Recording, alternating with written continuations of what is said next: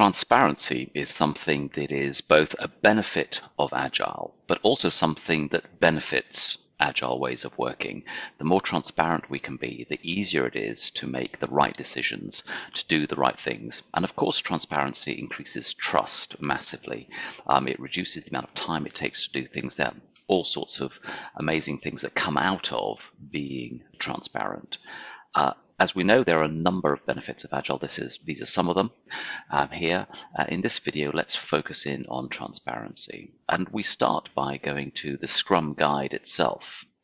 It says the emergent process and work must be visible to those performing the work as well as those receiving the work. Now, this is, again, one of those things that is quite a different way of doing things, of working, because we tend to work in silos, we tend to work in vacuums, we tend to work sometimes, behind closed doors, and only appear with what we hope to be, a complete finished product or solution or thing. But what we say with Agile, and what Scrum's saying here, is we should continuously be working on a daily basis together, and everything should be visible. Low transparency can lead to decisions that diminish value and increase risk.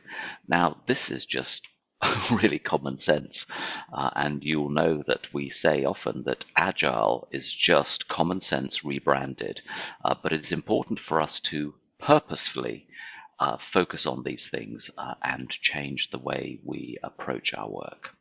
Inspection without transparency is misleading and wasteful. Again, it just makes sense. If we are reading reports, we're reading status updates reports, but we're not actually looking at what is actually going on, then we don't have the full picture, and we can find ourselves making the wrong decisions. Within the Scrum framework, then, where do we have this visibility? Where is this happening?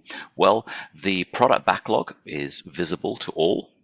To everybody that is involved, the team, the product owner, the Scrum Master, but also to stakeholders, and can also be visible to users.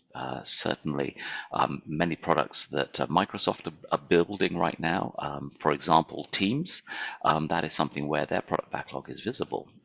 We can see what they're going to be working on next, and that's incredibly powerful.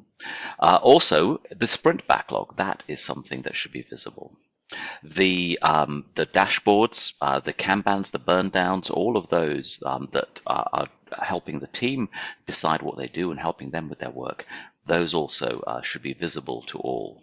Of course, we know that the increment itself and the sprint review is an opportunity for everybody to come together and see the results of our efforts. If we do that, then we are inspecting on a regular basis, and we're adapting on a regular basis. So we inspect the increment together.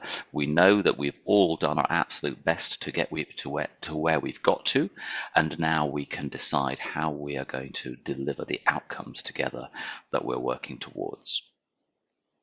So again, just let's think about this transparency. If we have transparency within the team, that is fantastic.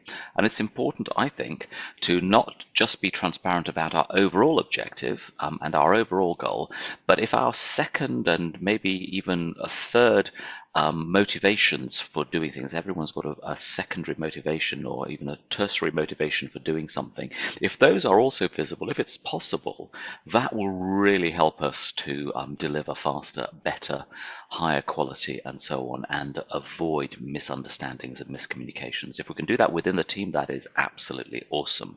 If we can do that also with our stakeholders, our vendors, our users, and other teams around the organization, then we're really onto something. It's not something that will happen, that will necessarily change overnight. I totally understand that. But where we have been able to do that with teams, the results have been absolutely phenomenal.